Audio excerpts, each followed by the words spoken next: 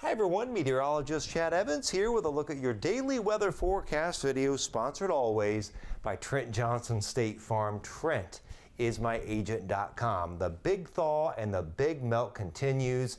The only issue is the fact that we're going to have chunks of ice breaking off in rivers and streams, and that ice may clog up and form ice jams or ice dams, and you'll have water on one side of it that gets really high and the rest of the water gets really low, and then eventually that dam may break and the water finally rushes through. But there may be some fluctuating water levels on area creeks, streams, and rivers as this ice continues to melt and break away.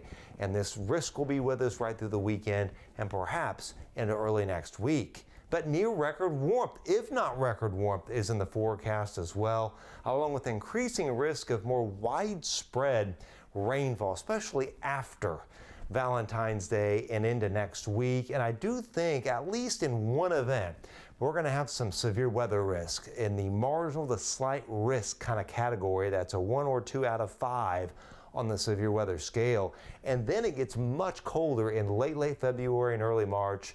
2 rounds of Arctic air and 2 opportunities for getting winter weather events of snow, even a little ice in our area. This is a different satellite band that we're looking at. Think of the satellite having eyes, and we've got a different band within that vision that we're trying to look for clouds. Now, why am I doing that today? Because a lot of times when you have snow cover and some clouds, they blend together and you can't tell the difference. Well, this is how we solve that. With this different band of one of those rotating satellites that pivot around or move around our planet in orbit, takes pictures, sends it to meteorologists like me, and we can then track weather all over the country and all over the world. So that said, these are low clouds in the pink. The broken lavender pink areas here, those are cumulus and stratocumulus clouds in this zone.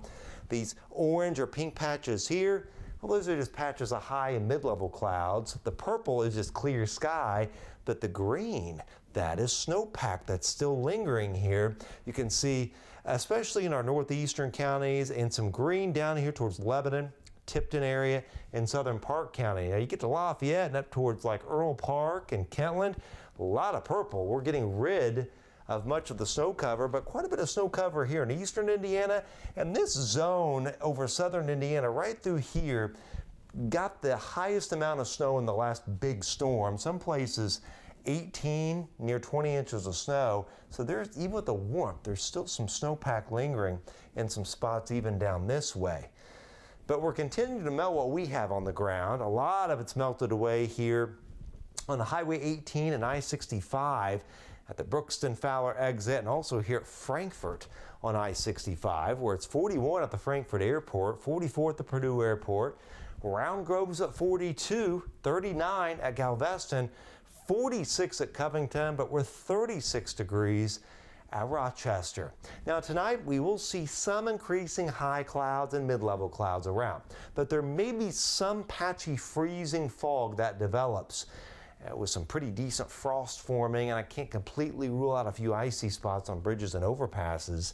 And then that cloudiness may dim and fade the sun a little bit tomorrow.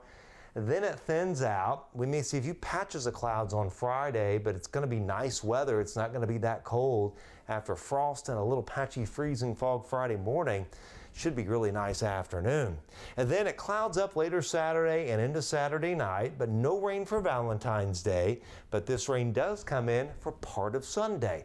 Looks like mainly late morning to early afternoon. A little wave of rain comes through. Heavier rainfall and the severe weather risk will be south of our area, but a little bout of rain comes in.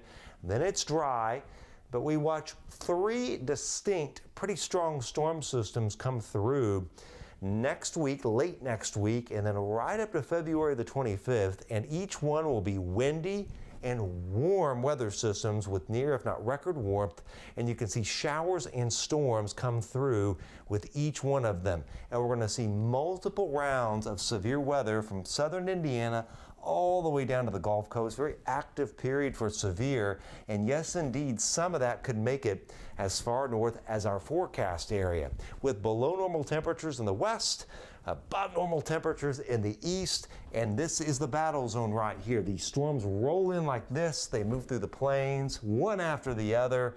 And this means moisture, warm air flowing northward, and the best rising air motion with these storms going this way is right in this zone for heavy rain and also storm action. So by the time this pattern comes to an end, over about a 2-week period, we'll see about 2 inches of rain for most of the area, some places a little bit more. But we may see kind of an atmospheric river event form where we just have a long period of heavy rain in parts of the lower Ohio Valley and lower Mississippi Valley. So this western Kentucky, central Kentucky corridor, I think we're going to get some +5 or 6 inch rainfall amounts during that period. And this wetness will be accompanied by the severe weather risk. We may end up with marginal to slight, at least in one event in our area. We already see that with the analog data. Concentrated severe weather risk, southern Indiana, Illinois, all the way down towards southern Mississippi and Louisiana, and the tornado risk, southern Indiana down to the Gulf Coast. This is concentrated tornado risk, so higher risk for tornadoes.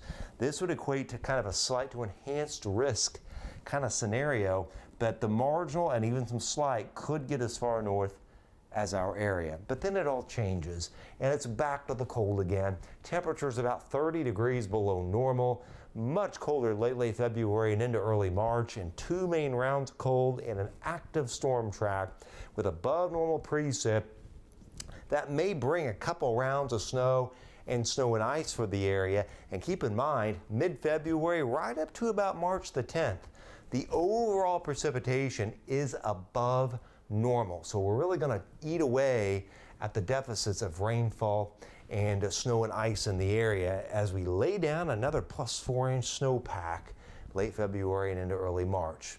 Frost and patchy freezing fog tonight with lows anywhere from about 20 up here at Rochester to about 26, 27 down towards Cayuga. We'll be at 24 in Greater Lafayette, followed by highs tomorrow at 39 to 46 over the area, with 43 by 3 p.m.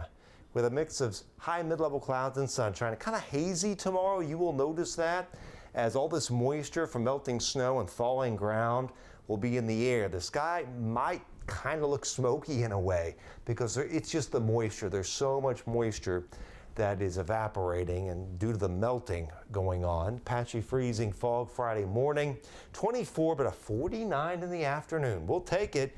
Winds out of the southwest with 46 to about 54 for high temperatures. 50 Fowler, 48 Flora, 49 at Frankfort. Now increasing clouds, especially later Saturday for Valentine's Day, 54. Weather looks fine if you have evening plans, dinner plans for Valentine's Day. Sunday, a period of some rain comes through, otherwise 53. President's Day, 47. 58 Tuesday. Now on Wednesday, we're 62.